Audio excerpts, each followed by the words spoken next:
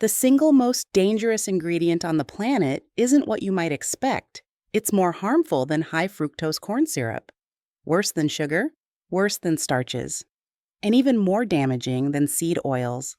Based on extensive studies conducted on mice and rats, this substance has earned a classification as a Class A carcinogen, which indicates that it is a probable carcinogen for humans.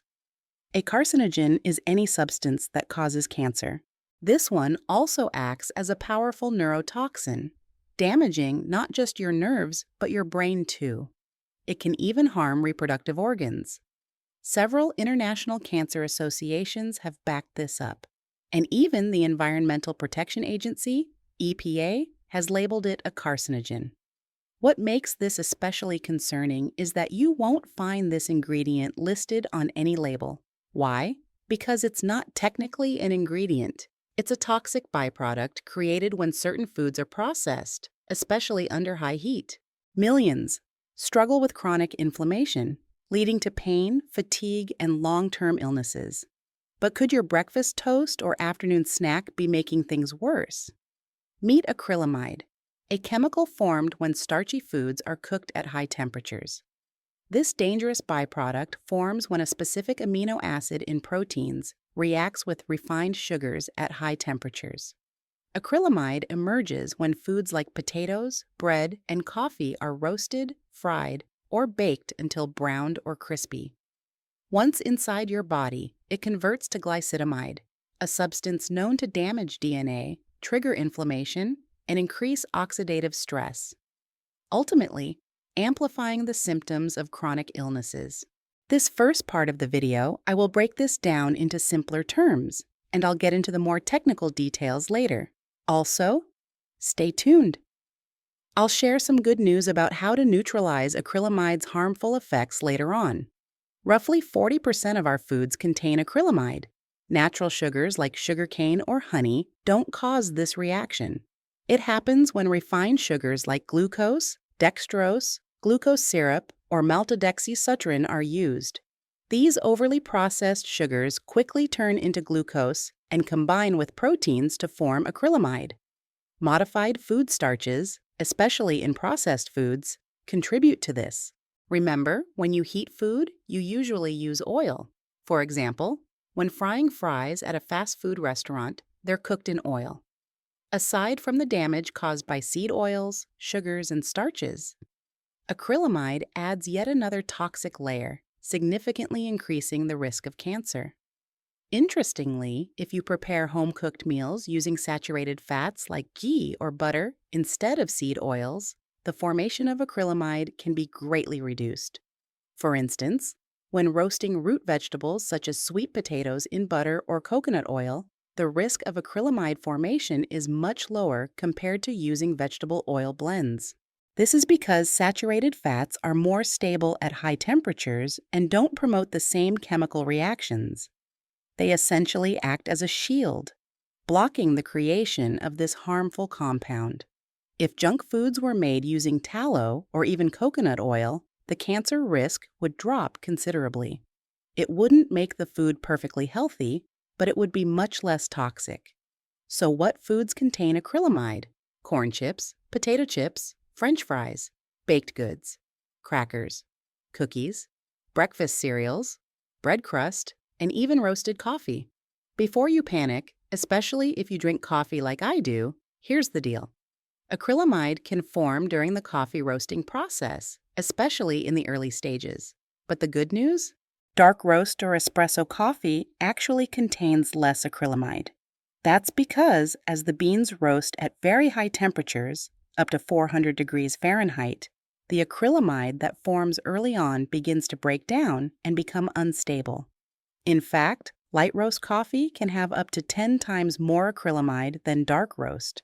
So if you're looking to cut down on acrylamide while still enjoying coffee, go for dark roasts. Now that you understand what acrylamide is and how it's formed, let's talk about how to reduce or even counter its effects. One major solution is using saturated fats like tallow, coconut oil, or butter, which are more stable under heat. Also, if you use natural sugars like honey or sugarcane instead of refined ones, this harmful reaction won't occur. When baking or cooking at home, choose natural sugars when possible. I'm not suggesting you load up on sugar, but when trying to avoid acrylamide, natural options are far better. Avoid refined sugars like high fructose corn syrup and dextrose. Gentle cooking methods like steaming, boiling, or slow cooking dramatically reduce acrylamide formation. For instance, slow cooking pork or beef at temperatures around 206 degrees Fahrenheit prevents reaching the critical threshold of 285 degrees Fahrenheit, where acrylamide begins to form. Next, focus more on whole foods and stay away from heavily refined products. These ultra-processed foods are killing us. If you do eat junk food occasionally, pair it with something that helps counteract the effects. Cruciferous vegetables like kale, broccoli, Brussels sprouts, arugula, and cabbage contain compounds that protect against acrylamide. Garlic also helps. Sprouted foods, especially broccoli sprouts, have protective properties.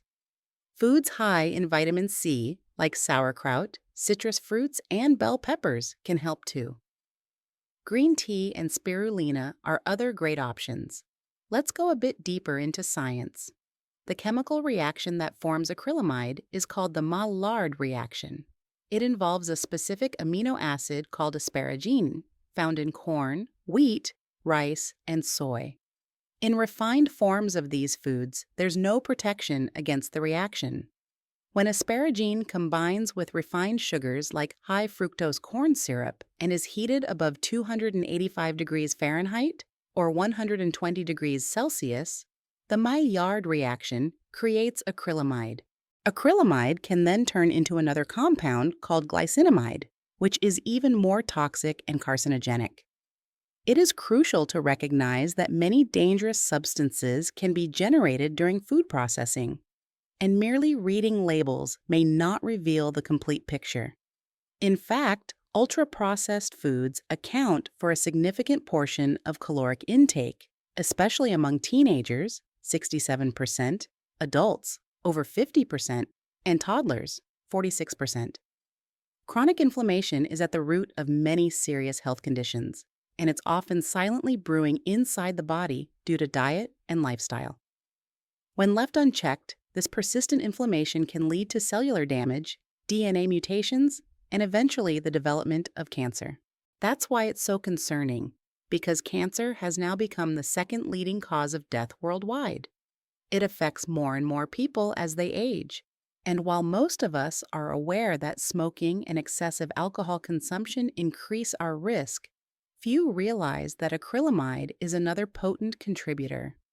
This overlooked chemical is quietly damaging our cells every time we consume ultra-processed, overcooked, or refined foods. I hope this video helped you understand the hidden danger of acrylamide and gave you practical ways to reduce your exposure. If you do end up consuming it, now you know how to counteract it. If you found this valuable, make sure to like this video, subscribe to the channel, and share it with someone you care about. Thanks for watching, and I'll see you in the next video.